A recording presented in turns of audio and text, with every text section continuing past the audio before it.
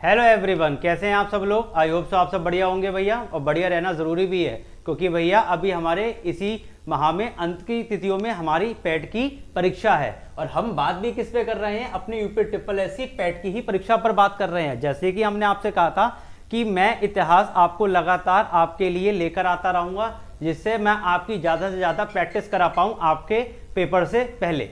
तो आपके पेपर होने से पहले मैं निरंतर तौर पर आपके लिए आपकी क्लास लेता हुआ आ रहा हूं, आपके लिए वीडियो लेता हुआ आ रहा हूं, जिससे आप ज़्यादा से ज़्यादा क्वेश्चंस को लगा पाएं। ठीक है, अब तक मैंने क्या किया था, अब तक जो मेरी 2 क्लासें रही थी उसके अंदर मैंने आपके लिए प्रीवियस ईयर के क्वेश्चन पेपर कराए थे। आज मैंने थोड़ा अलग हटके चीज़ सोची है, और अलग हटके चीज़ क्या है वो ये है कि हम इतिहास की अगर बात करें तो यहाँ पे कुछ लोग देखते होंगे ये 10 नंबर इतिहास के कैसे हैं, ये 10 नंबर इतिहास के कैसे हैं। बहुत से लोगों को लगता होगा, बोले लगता है मास्टर को पता नहीं है, इतिहास 5 नंबर की आ रही है। तो मैं आपको बता दूं, इतिहास का जो आपका डिवीजन हुआ है, जो विभाजन हुआ है, वो 2 तरीके से हुआ है। एक तो इतिहास है जिसमें हमारी पूछी गई है कि भाई हमारी संस्कृति क्या है, हमारा क्षेत्रवास क्या है, हम किस तरीके से हम लोग पनपे, किस तरीके से बढ़े, हमने क्या खोजा, क्या बनवाया, हम इन सब चीज़ों पे, इन सब सभ्यताओं की हमने बात करी। उसको इतिहास में 5 नंबर में दे दिया गया। और साथ ही साथ में 5 नंबर में पूरे इतिहास को अलग किया गया है कि हमने क्या आंदोलन करे अपने स्वतंत्रता को पाने के लिए, हमने स्वतंत्र होने के लिए क्या आंदोलन करे हैं। वो जो आंदोलन है उनके 5 क्वेश्चन अलग से आएंगे। तो भैया ये भी तो इतिहास में ही है। तो 5 और 5 जब मैं जोड़ूंगा तो कितने बनेंगे, 10 नंबर बनेंगे या नहीं बनेंगे। तो 5 नंबर जो है जो आपकी बेसिक इतिहास से है, और 5 नंबर जो है जो आपके 1947 से जो पहले वाली जो क्रांतियां हुई हैं, जो आंदोलन हुए हैं, ये उनके ऊपर बात है। तो आज मैं दोनों तरीके के क्वेश्चंस लेकर आया हूं आपके लिए, छोटा सा प्रैक्टिस सेट, ताकि अच्छे से अच्छे मैं आपको जानकारी दे पाऊं, जिससे आपका इस बार का पैट में आपका सिलेक्शन हो जाए। तो चलिए अपने पहले प्रश्न की तरफ बढ़ते हैं। पहले प्रश्न की मैं आपसे बात कर रहा हूं, तो पूछा जा रहा है कि अकबर के अधीन मीर बख्शी को किस विभाग की देखभाल करने की आवश्यकता थी। बात हो रही है भैया मीर बख्शी की। अब बहुत से लोग इस चीज को देखकर सोच रहे होंगे, बोले भैया मीर बख्शी क्या है। तो अगर मैं आपसे बात करूं कि मीर बख्शी क्या है भाई, तो मैं आपको बता देता हूं, ये जो मीर बख्शी है ये किसी इंसान का नाम नहीं है जी, ये पद का नाम है। ये एक पद है, ये एक पोस्ट है। ये क्या है, एक पद है, एक पोस्ट है। अब पोस्ट है तो ये कहोगे कैसी पोस्ट है, तो मैं आपको बता दूं 1290 में, किसमें बता दूं 1290 की अगर मैं आपसे बात कर रहा हूं, तो 1290 के अंदर क्या हुआ था, आपका खिलजी वंश की स्थापना हुई थी। किसकी हुई थी, आपकी खिलजी वंश की स्थापना हुई थी। अब ये जो खिलजी थे आपके, ये जो खिलजी वंश की स्थापना आपकी हुई थी, अब ये जो खिलजी थे उसमें अलाउद्दीन खिलजी जो कि 1296 के अंदर आया था। कब आया था, 1296 में। इसमें आपका अलाउद्दीन खिलजी आया था। अब भैया ये अलाउद्दीन खिलजी का क्या काम था। अब ये जो अलाउद्दीन आया था, इस अलाउद्दीन के अकॉर्डिंग क्या था, इसने क्या किया, इसने अपने पूरे सैन्य का मतलब पूरे जो सैन्य बल था, जो पूरा का पूरा आर्मी थी उसकी, उस पूरे आर्मी का कार्यभार एक इंसान को दे दिया। ठीक, और उनसे कहा कि आपको मेरे आज से ये पूरा पूरा जो मेरा सैन्य बल है, जो आर्मी है मेरी, इसको आपको संभालना है। ठीक है, तो उस आदमी की गद्दी का एक पद का उन्हें एक नाम रखा, और वो नाम उसने क्या रखा था, वो नाम रखा था उसने मीर बख्शी। ठीक, ये एक पद का नाम है। ठीक, और पद का नाम दिया किसके लिए था भैया, कि जो उनके सैन्य, जो उसके सैन्य शक्ति, सैन्य बल का अच्छी तरीके से नियंत्रण कर सके, उसका ध्यान रख सके, और इसमें किन लोगों को जोड़ना है और किन को हटाना है, ये सब चीजें इसी पद का इंसान जो इस पे होता था, ये उसी को देखता था। तो मतलब पूरा जो काम था वो किसका था, सैन्य का था। उसके बाद खिलजी के बाद ये बात मुगल के अंदर आई। किसके अंदर आई जी भैया, मुगल के अंदर। अब भैया ये बात जब मुगलों के अंदर आई, तो इसमें अकबर, इसमें आपके ये जो अकबर हैं, अकबर के वक्त में ये बात सबसे बड़े पैमाने पर उठ के दोबारा से आई कि मीर बख्शी नाम के पद को दोबारा से देना शुरुआत किया गया। और अकबर ने सबसे पहले अपने ही शासनकाल में मीर बख्शी पद को प्रधानता दी, और वहां पर जाके किसी इंसान को, सदस्य को वहां पर उसको नेतृत्व में खड़ा किया। अब ये जो मीर बख्शी है, वो जाहिर सी बात आपको समझ में आ गया होगा कि अलाउद्दीन खिलजी ने ही 1296 में इसकी शुरुआत कर दी थी, और उसी को अकबर ने आगे बढ़ाया था। कब बढ़ाया था भैया, मुगल शासन काल में आगे बढ़ाया था। ठीक है, और अकबर आए कब थे भैया, 1556 से अकबर की कहानी शुरू होती है, पानीपत के द्वितीय युद्ध के साथ से। ठीक है, वहां से अकबर की कहानी शुरुआत होती है। ऐसा नहीं है कि जन्म तो बहुत पहले हो गया था भैया, लेकिन युद्ध की कहानी कहां से होती है, जहां पे राजा भैया बैठा, जहां पद मिला, बात तो वहां से शुरू हो जाएगी ना कि भैया यहां से पद मिला था, यहां से इनका शासनकाल चालू हो गया। तो 1556 से अकबर का शासनकाल चालू हो गया था, तभी मीर बख्शी नाम की आपको क्या देने लगी, पोस्ट मिलने लगी, पद मिलने लगा। तो ये पद किस पे काम करता है, ये पद आपसे बात करता है सैन्य मामलों पर। तो आपका यहां से ऑप्शन ए बिल्कुल क्या हो जाएगा, बिल्कुल ठीक हो जाएगा। चलिए आगे बढ़ जाते हैं। अगला प्रश्न हमसे क्या कह रहा है, भारत में गवर्नर जनरल के कार्यकाल में पहले बार वायसराय की उपाधि किस वर्ष जोड़ी गई थी। अब ये वायसराय क्या है, तो मैं ऑप्शन मानने से पहले आपको बता देता हूं, बात है 1857 की। 1857 में सभी लोग जानते हैं भैया क्रांति हुई थी। क्रांति किसमें हुई थी भैया, भारतवर्ष में जो लोग थे उन्होंने ब्रिटिश सरकार के खिलाफ आंदोलन छेड़ दिया था, उसके खिलाफ एक लड़ाई छेड़ दी थी। अब ये जो जंग हुई थी वो 1857 में हुई थी, बहुत ज्यादा फेमस है ये, ठीक है। अब जब इसमें युद्ध छेड़ा गया तो भैया क्या हुआ, उससे पहले जो होते थे, उससे पहले जनरल गवर्नर होते थे। कौन होते थे भैया, आपके ये जो गवर्नर हैं, ये जो आपके गवर्नर हैं, ये पहले गवर्नर आपके जनरल होते थे, ठीक है। अब ये गवर्नर जनरल जो आपके होते थे, ये कब से होते थे, 1857 से पहले होते थे, पहले इनको बनाया गया था, ठीक है। मैं आपको बताया हुआ था बंगाल के सबसे पहले कौन थे, कमेंट बॉक्स में करना, कल की वीडियो में इसका मैंने आपको उत्तर बताया है, ये आप मुझे कमेंट बॉक्स में बताएंगे कि कौन थे आपके बंगाल के आपके बंगाल के पहले जो थे जनरल गवर्नर कौन थे, ठीक है। अब क्या हो गया जी, 1857 में जब क्रांति हुई उसके बाद आपकी जो भैया ब्रिटिश की जो आपकी क्वीन है, जो इंग्लैंड की जो आपकी महारानी है, इन महारानी ने अब ये घोषित कर दिया, बोले भैया अब ऐसा है, अब पूरे के पूरे बंगाल की जो भाग दौड़ है वो मैं अपने हाथों लूंगी, मैं किसी को नहीं दूंगी अब बंगाल की भाग दौड़, इसको मैं संभालूंगी। अब जब इसको मैं संभालूंगी तो मैं देखूंगी कि अब क्या करना है। तो उनने गवर्नर जनरल के पद को खारिज कर दिया, और खारिज करने के बाद एक नया पद निकाला, और नया पद भैया हमारे पास क्या था, नया पद था हमारे पास वाइसराय। किसका था, वाइसराय का हमारे पास क्या था, एक नया पद था। और ये जो नया पद हमारे पास आया वो महारानी के अधीन था, मतलब महारानी के अंडर में काम करता था, इन्हीं के अंडर में काम करता था। मतलब जितना रिपोर्ट होगा वायसराय वो सारी रिपोर्ट जाकर किसको देगा, वो भैया महारानी को जाके देगा, क्वीन को जाके देगा, ब्रिटिश साम्राज्य की क्वीन को जाके, जो आज के टाइम में इंग्लैंड है क्वीन एलिजाबेथ, उनको जाकर देगा, ठीक है। तो जो वायसराय थे उनको ही क्या, मतलब जनरल आपके गवर्नर जो थे उन्हीं को क्या बोला गया, उन्हीं को वायसराय बोला गया। तो ये जो वायसराय थे वो 1857 की क्रांति के बाद खत्म करे गए थे। तो उसके बाद का मतलब हो गया आपके क्या, 1857 के बाद क्या हो गया, 1858। आपका सी ऑप्शन क्या हो जाएगा, बिल्कुल सही आंसर हो जाएगा, बिल्कुल सही उत्तर हो जाएगा, मार दीजिए, क्योंकि 1857 की क्रांति के बाद ऐसा हुआ था। तो क्रांति के बाद हुआ था तो इसमें भी क्या करेंगे, +1 कर देंगे, तो 1858 आपका क्या हो जाएगा, बिल्कुल सही उत्तर हो जाएगा। चलिए आगे की तरफ बढ़ते हैं। अगला प्रश्न हमसे क्या कह रहा है, भारत से बौद्ध धर्म कश्यप मातंग द्वारा किस वर्तमान क्षेत्र में लाया गया था। वर्तमान क्षेत्र की बात कर रहा है, कौन से वर्तमान क्षेत्र में, कश्यप मातंग द्वारा, ठीक है। अगर मैं इनकी बात करता हूं तो कश्यप जो आपके मातंग थे,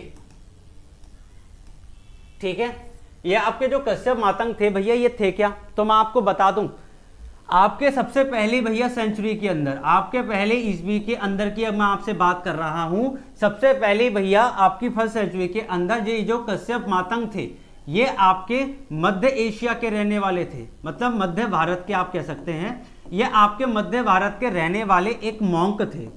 मध्य भारत के रहने वाले क्या थे, मॉन्क थे, जो कि बौद्ध धर्म मतलब बुद्धिज्म को प्रमोट करना चाहते थे, बढ़ाना चाहते थे, ठीक है। ये जो आपका बौद्ध धर्म है ये इसको क्या करना चाहते थे भाई, ये इसको बढ़ाना चाहते थे, ये चाहते थे कि ये हर जगह क्या हो जाए, प्रचलित हो जाए अच्छी तरीके से, हर जगह इसके लोग जो हैं उसको इससे जुड़ जाएं। तो ये मध्य भारत से फर्स्ट सेंचुरी के अंदर कहां गए थे, ये गए थे चीन।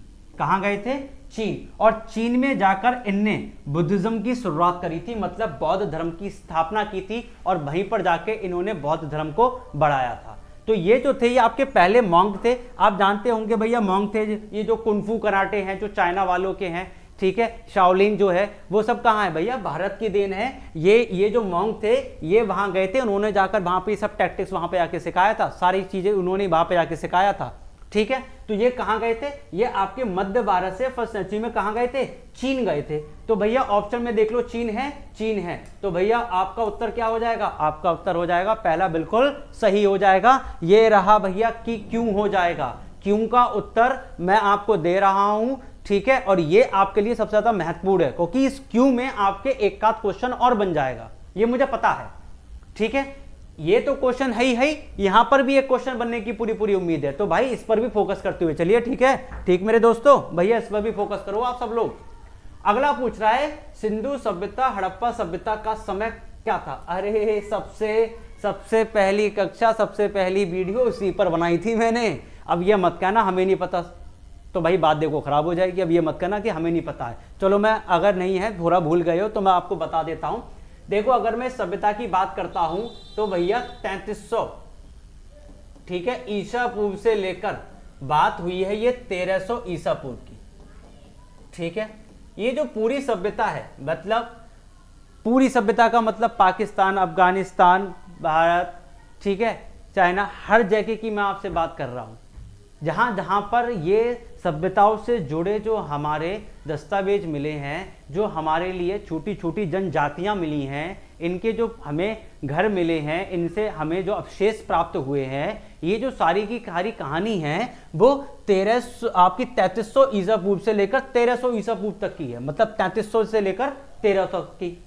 उसमें पूछ रहा है ये जो हड़प्पा सभ्यता है, हड़प्पा, ये हड़प्पा सभ्यता इसमें किस समय की है, तो मैं आपको बता देता हूं। ये आपकी 2500 ईसा पूर्व से लेकर 1750 ईसा पूर्व के बीच की है। कब की है भैया, ये आपके 2500 से लेकर 1750 ईसा पूर्व की है। अगर कोई आपसे बोले कि इन सब के बीच का जो मॉडरेट टाइम हो सकता है, इन सब के बीच का जो मॉडरेट हो सकता है पीरियड, वो मॉडरेट टाइम पीरियड क्या है, तो मैं आपको बता दूं, वो आपका 2600 ईसा पूर्व से, किससे है, 2600 ईसा पूर्व से लेकर वो आपका 1900 तक का है। ठीक है जी, 2600 से लेकर 1900 तक का है। ठीक है, ये ईसा पूर्व की मैं आपसे बात कर रहा हूं, लेकिन ये जो टाइम पीरियड है उससे आपको मतलब नहीं होना चाहिए मेरी समझ से, क्योंकि ये जो टाइम पीरियड आपका जो मॉडरेट टाइम पीरियड है उससे आपको फर्क नहीं पड़ रहा, क्योंकि क्वेश्चन में पूछ रहा है। तो जो पूरी सभ्यता थी वो भैया इस समय में आई थी, तो ये समय आपका होना बहुत ज्यादा जरूरी है, ये समय आपको पता होना बहुत ज्यादा जरूरी है। ठीक है, दूसरा आपकी सिंधु घाटी सभ्यता जो हड़प्पा सभ्यता थी वो इस कार्यकाल में थी, इस वाले कार्यकाल में आपके सामने थी। ठीक है जी, बाकी की अगर पूछेगा तो मेरी जाकर वीडियो देख लेना, वहां पे आपको सब मिल जाएगा, परेशान होने की जरूरत नहीं है। तो ऑप्शन मिला लेते हैं भैया कौन सा है, और हमारा ऑप्शन ये डी वाला, हमारा डी वाला ऑप्शन यहां से क्या हो जाएगा, बिल्कुल सही हो जाएगा। ठीक है, चलो अगले प्रश्न की तरफ बढ़ते हैं। अगला प्रश्न हमसे क्या कह रहा है, अगला प्रश्न पूछ रहा है, द्वितीय अशोक के नाम से किसे जाना जाता है। द्वितीय अशोक, अब एक अशोक कौन थे, एक अशोक भैया कौन थे, तो भैया ये आपके मौर्य वंश, ये आपके क्या थे, ये आपके मौर्य वंश के तीसरे शासक थे। कौन थे, तीसरे शासक थे। कैसे थे, चंद्रगुप्त मौर्य, इन्होंने ही तो स्थापना की थी आपके मौर्य वंश की, ये आपके पहले थे, इन्होंने ही स्थापना रखी थी मौर्य वंश की।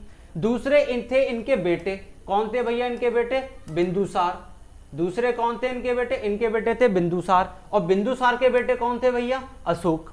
बिंदुसार के बेटे कौन थे आपके, अशोक। तो भाई चंद्रगुप्त मौर्य आपके पहले थे, संस्थापक थे, तो भैया ये तो ऑप्शन हो ही नहीं सकता। ठीक है, क्योंकि अशोक पैदा हुए नहीं तब तक ये द्वितीय अशोक बन जाएंगे क्या, है ना, तो ये तो हो ही नहीं सकता। इनके बेटे बिंदुसार थे और बिंदुसार के बाद अशोक आए थे। अब क्वेश्चन पूछ रहा है कि जो अशोक है उसे द्वितीय अशोक इनमें से किसको बोला गया, तो भैया देखो एक ऑप्शन खत्म हो गया, बात कर रहे हैं चंद्रगुप्त की, कनिष्क की और हर्षवर्धन की। तो आपका जो सही है, वो जो सही उत्तर है वो आपका है कनिष्क।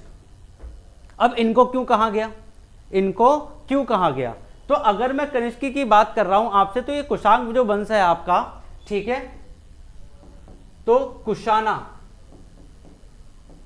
ठीक है, कुशाना के राजा थे, आपके जो कनिष्क थे वो कौन से थे? वो आपके कुशाना के राजा थे। कुशाना की मैं आपसे बात कर रहा हूं। तो पहले ये जो इनकी सभ्यता थी, ये जो इनकी सभ्यता थी भैया, सॉरी, इनका जो राजमहल था, जो पूरा कार्यकाल था, वो कहाँ रहता था? वो आपका उत्तर प्रदेश सिंधु घाटी के तट पर, आपके पंजाब में, आपके कश्मीर, इन जगहों पर पूरा का पूरा ये जो कुशाना के राजा जो आपके कनिष्क थे, ये इनका पूरा का पूरा जो राजमहल था, जो इनके पूरे के पूरे इनकी निर्धारित जो बाउंड्रियां थी, जहां तक ये राज करते थे, शासन करते थे, वो कहाँ थी? उत्तर प्रदेश, सिंधु, पंजाब और कश्मीर से लगी हुई थी। ये जो राज्य थे, इन राज्य में आपका कुशाना राज, जो कि कुषाण वंश के नाम से आपका प्रचलित है, उसके नाम से जाना जाता था। तो ये जो राजा, जो ये जो कनिष्क हैं, यही आपके द्वितीय अशोक के नाम से जाने जाते हैं। अब क्यों जाने जाते हैं?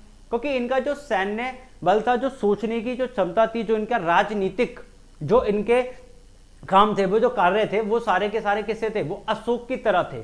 ये अशोक की तरह ही, उसी की तरह एक जटिल और एक कठोर एक आपके शासक थे, कि जो किसी भी तरीके से अपने राज्य पर किसी भी तरीके का नुकसान नहीं चाहते थे, या किसी भी तरीके का विरोध और उसके प्रति लड़ाई नहीं चाहते थे। तो ये हमेशा तैयार रहते थे ताकि किसी भी तरीके की आपदा मेरे शासनकाल में ना आ पाए। तो इसीलिए उनको क्या कहा गया था? द्वितीय अशोक के नाम से उनको जाना जाता है। ठीक है, चलिए आगे की तरफ बढ़ जाते हैं। तो जैसे कि मैंने आपसे कहा था, 5 प्रश्न मैंने आपको लगवा दिए जो आपके इतिहास से हैं। ठीक है, जो आपके इतिहास से हैं, जो मैंने आपको बता दिया, बेसिक इतिहास है आपका। दूसरा जो मैं आपसे बात कर रहा था वो ये है इंडियन नेशनल मूवमेंट, मतलब आपसे बात कर रहा है राष्ट्रीय भारतीय आंदोलनों की। ठीक है, इस पर आपसे 5 प्रश्न पूछे जाएंगे आपके पैट के पेपर में। ठीक है, तो हम देख लेते हैं हमारे राष्ट्रीय आंदोलन से क्या क्या क्वेश्चन है। ठीक, पहला हमसे प्रश्न कह रहा है कि निम्नलिखित में से कौन सा स्थान नामक आंदोलन से संबंधित है। मतलब ये जो आपको दिए हुए हैं, चौथा तो आपका उपरोक्त में से कोई नहीं है, मतलब नन ऑफ दीज है। ये जो 3 आपको दे रखे हैं, ठीक है। अब इसमें देख लो भाई, पालमपुर, दारसाना और आपका मेसाड़ा। अब देख लेते हैं भैया इसके अंदर कौन सा ऐसा है जो आपका किससे संबंधित है? आंदोलन से संबंधित है। तो मैं आपको बता देता हूं जी, क्या बता देता हूं, 1930 की कहानी है। 1930 में महात्मा गांधी के द्वारा हमारा ये जो साल्ट मार्च था, साल्ट मार्च के बाद हमारा ये जो साल्ट मार्च था, ठीक है, साल्ट मार्च, इसके बाद इनके द्वारा एक सत्याग्रह शुरुआत की गई थी, और वो वो थी आपके डांडी सत्याग्रह की। ठीक है, आपके ये डांडी सत्याग्रह है, डांडी सत्याग्रह की शुरुआत साल्ट मार्च के बाद की गई थी। तो ये जो डांडी सत्याग्रह था, जब ये अंत हुआ था, उसके अंत के बाद महात्मा गांधी ने ब्रिटिश के खिलाफ आंदोलन करने के लिए एक जगह चुनी थी, और वो जो जगह थी, वो जगह थी आपकी दर्शना। कौन सी जगह थी वो आपकी? वो आपकी जगह थी दर्शना। महात्मा गांधी ने, ध्यान रख लेना, ये आपका भी 1930 में ही हुआ था, और जो दर्शना में जो जगह चुनी गई थी, वो जगह भी 1930 में ही चुनी गई थी। किसमें चुनी गई थी? 1930 में ही ये जगह चुनी गई थी। किसके बाद? डांडी सत्याग्रह के बाद। और महात्मा गांधी ने यहाँ पे जाके कहा था कि भाई हम दर्शना में जाकर ब्रिटिश के खिलाफ एक आंदोलन की और शुरुआत करेंगे। और वहां पर जाकर ऐसा हुआ कि सैकड़ों की तादाद में जो हमारे वहां पर आंदोलन करता थे, जो हमारे सत्याग्रही थे, उनको ब्रिटिश सरकार के द्वारा बहुत पीटा गया था। मतलब सैकड़ों की तादाद पर वहां पे लाठीचार्ज करवा दिया गया था ब्रिटिशर्स के खिलाफ। तो आपके जो ब्रिटिशर्स कमांडर थे, उन्होंने वहां पर जो हमारे वहां पर आंदोलन करता थे, उनको बहुत ही ज्यादा पीटा था। ठीक है, इसी वजह से ये जो जगह है ये बहुत ज्यादा महत्वपूर्ण हो जाती है। दर्शना ये 1930 का वारदात है। अगर आपसे पूछा जाए किस वर्ष में यहाँ पर ऐसी घटना हुई थी, तो वो घटना कब हुई थी? ये 1930 में हुई थी। और घटना हुई क्या थी? घटना किसकी हुई थी? घटना की हुई थी आपकी, पीटा गया था। क्या हुआ था? पीटा गया था। किसके द्वारा? आपका ब्रिटिश के द्वारा। ठीक है, ब्रिटिश द्वारा पीटा गया था।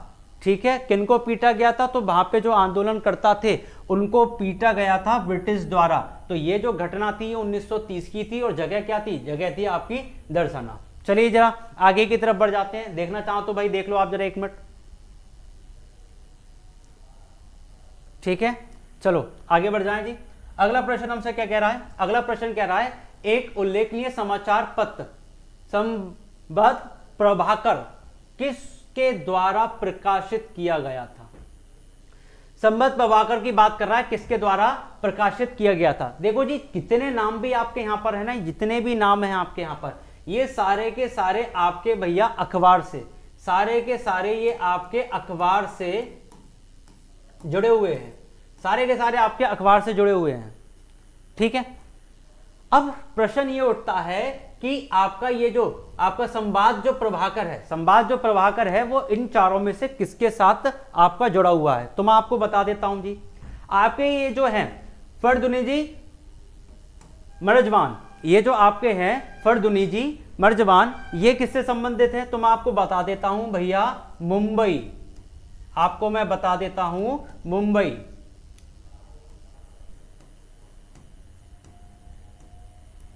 ठीक है जी, मुंबई समाचार पत्र से।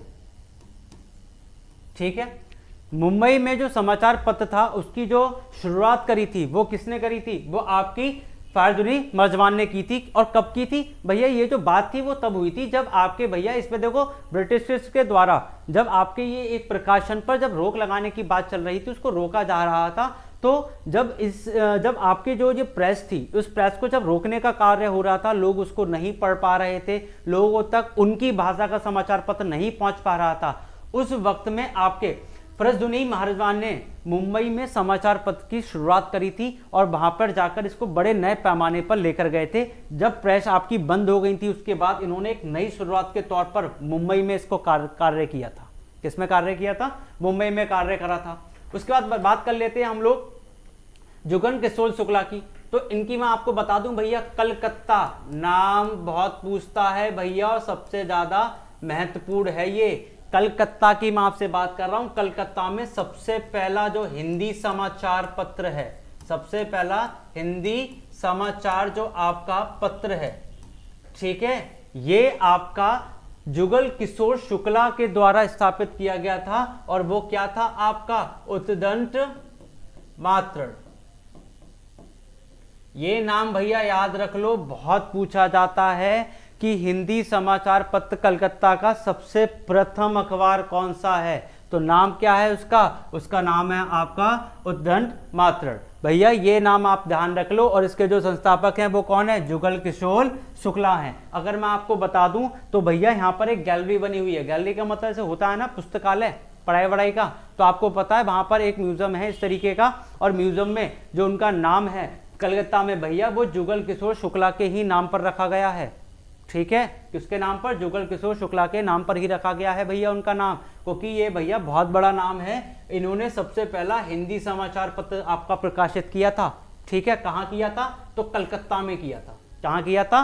कलकत्ता में किया था। चलो, लाला जगत नारायण ये कौन है? तो लाला जगत नारायण भैया जो थे ब्रिटिशर्स के द्वारा मार दिए गए थे। मार क्यों दिए गए थे? क्योंकि भैया पंजाब में जो बहुत ही बुरी तरीके की आताताई थी, जो ब्रिटिश के द्वारा बहुत बुरी तरीके से हम लोगों को, मतलब हम भारतीयों को मारा जा रहा था, कूटा जा रहा था, पीटा जा रहा था। इन्होंने अपने समाचार पत्र के द्वारा उस चीज का व्याख्यान करना चालू कर दिया। तो ब्रिटिशर्स के द्वारा लाला जगत नारायण को मार दिया गया था। ठीक है, अब ये थे क्या? तो ये आपके हिंद समाचार, ये आपके हिंद समाचार या आपके हिंद समाचार समूह के संस्थापक थे। ठीक है, ये आपके कौन थे? ये आपके कौन थे? ये आपके हिंद समाचार समूह के कौन थे? संस्थापक थे। तो रह किसका नाम गया? रह गया ईश्वर चंद्र गुप्ता का। तो भैया मैं आपको बता दूं, यही वो हैं जिनने संबद्ध प्रभाकर नाम का प्रकाशन स्थापित किया था, प्रकाशित किया था सबसे पहले। तो ऑप्शन आपका ठीक क्या हो जाएगा? ईश्वर चंद्र गुप्ता आपका इसका बिल्कुल सही आंसर हो जाएगा। उसके साथ साथ देखो मैंने आपके 3 नए प्रश्न और बना दिए कि हिंद समाचार समूह का आपका संस्थापक कौन था? तो लाला जगत नारायण थे। कलकत्ता में सबसे पहला जो हिंदी समाचार पत्र था उद्दंड मातृ, वो किसने रखा था? तो जुगल किशोर शुक्ला के द्वारा था। मुंबई समाचार पत्र में जब आपके पूरा प्रेस बंद हो गया तो उसके बाद किसने शुरुआत करी थी? तो आपके फाल्गुनी जी मार्जवान ने करी थी। चलिए आगे की तरफ बढ़ जाते हैं। अगला प्रश्न हमसे कह रहा है सरोजिनी नायडू कांग्रेस के किस अधिवेशन की अध्यक्ष थी? तो मैं आपको बता दूं भैया, आपके कांग्रेस के कई सारे अधिवेशन हुए थे, आपके कांग्रेस के कई सारे अधिवेशन हुए थे, ठीक है। उसमें कुछ अधिवेशन का आपको ये गिवन है ब्यूरो, कुछ डाटा आपको इस तरीके से गिवन है। पूछ रहा है कि सरोजिनी नायडू किस अधिवेशन की अध्यक्ष थी? तो मैं आपको बता देता हूं जी, क्या बता देता हूं। जब 1922 में गया की बात हुई थी तो इसके जो अध्यक्ष थे वो कौन थे आपके? वो थे आपके चित्तरंजन दास। कौन थे भैया आपके? वो थे आपके चित्तरंजन दास। यहाँ के जो अध्यक्ष थे, मैं भैया बता दे रहा हूं आपके लिए, यहाँ के जो आपके अध्यक्ष थे, ठीक है, ये सारे के सारे ही आपके कांग्रेस के अधिवेशन के नाम दिए हुए हैं कि कब कब हुए थे। तो 1922 जो गया में हुआ था उसमें चित्तरंजन दास जो थे। कलकत्ता की मैं आपसे बात कर लूं तो आपके मोतीलाल नेहरू थे। कौन थे आपके? मोतीलाल नेहरू थे भैया आपके। इन्होंने यहाँ पे अध्यक्षता निभाई थी। 1931 में कराची की बात कर रहा हूं तो कराची में जी कौन थे आपके? तो भैया आपके सरदार वल्लभ भाई पटेल थे। कौन थे आपके? सरदार वल्लभ भाई पटेल थे, ठीक है, आपके सरदार वल्लभ भाई पटेल थे। 1925 कानपुर की बात कर लूं तो भैया जाहिर सी बात है सरोजिनी नायडू ही होनी है, ठीक है। 1922 में गया, नाम ध्यान रखना, चित्तरंजन दास। 1928 कलकत्ता में हुआ था, मोतीलाल नेहरू। 1931 कराची में हुआ था, कौन थे? सरदार वल्लभ भाई पटेल। 1925 में कानपुर में हुआ था, कौन थी? सरोजिनी नायडू थी, ठीक है। चलिए अगला प्रश्न की तरफ बढ़ जाते हैं। अगला प्रश्न हमसे क्या कह रहा है? बंगाल का विभाजन किस वर्ष रद्द किया गया था? ये रद्द पर भैया फोकस कर लियो, रद्द किया गया था। कब रद्द किया गया था? तो बता दूं भैया आपके लिए, लॉर्ड हेस्टिंग के कहने पर 1911 में, लॉर्ड हेस्टिंग के कहने पर 1911 में बंगाल के विभाजन को रद्द कर दिया गया था, ठीक है। और हम सभी जानते हैं बंगाल काहे इतना फेमस है, क्योंकि बंगाल में ब्रिटिश ईस्ट इंडिया कंपनी स्थापित हुई थी, ठीक है। यहीं से पूरा जो ब्रिटेन था, जो ब्रिटिश शासन था, वो पूरा भारत पर कंट्रोल करता था। यहीं से इनने अपना कार्यकाल की शुरुआत करी थी और 1857 की क्रांति भी इसी के कारण हुई थी, ठीक है। जिसके बाद 1858 में गवर्नर जनरल के पद को हटाकर वाइसराय में कन्वर्ट कर दिया गया था, वाइसराय बना दिया गया था, ठीक है। तो हमारा यहां से सही आंसर क्या हो जाएगा? 1911। चलिए आखिरी प्रश्न की तरफ बढ़ते हैं आज की क्लास के। बात कर रहा है सत्यार्थ प्रकाश नामक पुस्तक किसके द्वारा लिखी गई थी? भाई जितने भी नाम है ना जी यहां पर, अब आप कहोगे सर इनके भी नाम बता दो, जैसे आप पीछे बताते आ रहे हो। एक किताब नहीं है जी, मार्केट में जाकर देखोगे ना, इनका नाम लोगे तो 50 किताबें निकाल के सामने रख देगा, बोले बताओ कौन सी खरीदनी है। अब ऐसे कौन सी किताब का नाम याद रखोगे, है ना? ऐसे कौन सी किताब का नाम याद रखोगे? तो मैं आपको बता दें, जैसे स्वामी विवेकानंद की बात कर लूं तो इनके द्वारा ही 28 किताबें हैं भैया, 28 पुस्तकें, और उन्होंने इनके ऊपर और किताबें लिख डाली हैं, छोटे छोटे पब्लिकेशन है, छोटे छोटे आर्टिकल्स हैं भैया, कहां तक याद रखोगे, ठीक है। बात कर लेते हैं रामकृष्ण परमहंस की, सभी लोग जानते हैं, इन्होंने ही विवेकानंद को स्वामी की उपाधि दी है। ये जो स्वामी जी हैं, विवेकानंद हैं, स्वामी जी हैं, रामकृष्ण परमहंस ने ही उपाधि दी थी, बोले भैया आप स्वामी जी हैं, स्वामी विवेकानंद, ठीक। दयानंद सरस्वती ये ही वही हैं जिनने सत्यार्थ प्रकाश नामक पुस्तक लिखी थी, ठीक है। ये जो बोला है ना कि सत्यार्थ प्रकाश जो नामक पुस्तक है किसके द्वारा लिखी गई, तो भैया दयानंद सरस्वती के द्वारा लिखी गई थी, ठीक है। तो ये आज के हमारे 10 महत्वपूर्ण प्रश्न थे जो आपसे पूछे जा सकते हैं और पूछे गए हैं, ठीक है। अब मैंने जितने भी यहाँ पर आपके ये जो ऑप्शंस होते हैं, मैं इन ऑप्शन से भी कई तरीके के क्वेश्चन बना देता हूँ। तो आपका फोकस ये नहीं होना चाहिए कि सर ने आज की क्लास में हमें सिर्फ 10 प्रश्न पढ़ाए, 5 वहां पे 5 वहां पे 10 हो गए। अरे नहीं, ऑप्शन कितने थे? ऑप्शन 1 सही था, बाकी 3 रह गए, लगा लो 10 तियां 30। मैंने आपको 40 क्वेश्चन पढ़ाए हैं सिर्फ एक ही क्लास के अंदर। कितने क्वेश्चन पढ़ाए हैं? 40, ठीक है। और ये 40 एक ही क्लास में खत्म करना ये कम बात नहीं होती है। आप अच्छी तरीके से इन सब चीज़ों को पढ़ें, अच्छी तरीके से इन सब चीज़ों को लिखें और नोट्स बनाएं। तो आप देख लेना, ये जो मेरी 10-15 मिनट की ये जो वीडियो होती है ना, ये वीडियो आप जब लिखने बैठेंगे तो आपको ये लगेगी अरे सर ने तो बहुत कुछ हमें पढ़ा दिया, सर ने तो बहुत बड़ा डाटा हमारे लिए दे दिया। और यही महत्वपूर्ण होता है। मैं आपको 2-4 घंटे की लंबी सी क्लास से आऊँ, मैं आपसे कह दूँ पढ़ लो, सब इसी में से आएगा, सब पढ़ लो इसी में से आएगा। तो ऐसे तो मैं आपको किताबें दे रहा हूँ, कह दूंगा सब इसी में से आएगा, तो उसी में से तो आएगा, है ना। लेकिन छोटी चीजों में आपको जारी बड़ी मात्रा में आपको चीजें बता जाएं और वहीं से चीजें फंस जाएं, यही तो एक अच्छा टीचर की आपकी काबिलियत होती है। और हम आपके लिए वही दे रहे हैं जो आपके पेपर में पूछा जाएगा, ठीक है। तो चैनल के साथ बने रहें, चैनल को सब्सक्राइब करें, अपने दोस्तों के साथ शेयर करें और इस वीडियो को भी शेयर करें ताकि ज्यादा से ज्यादा लोग हमसे जुड़ पाएं। और ज्ञान तो भैया देखो बांटने से ही बढ़ता है और यही जो है वो इस संसार में भाई जीने की एक कला है। तो भाई अपने भी ज्ञान को बढ़ाएं और साथ ही साथ में अपने दोस्त के भी ज्ञान को बढ़ाएं ताकि सभी की उन्नति एक साथ हो पाए। इसी के साथ मैं आज आपसे विदा लेता हूं। धन्यवाद, मिलते हैं कल।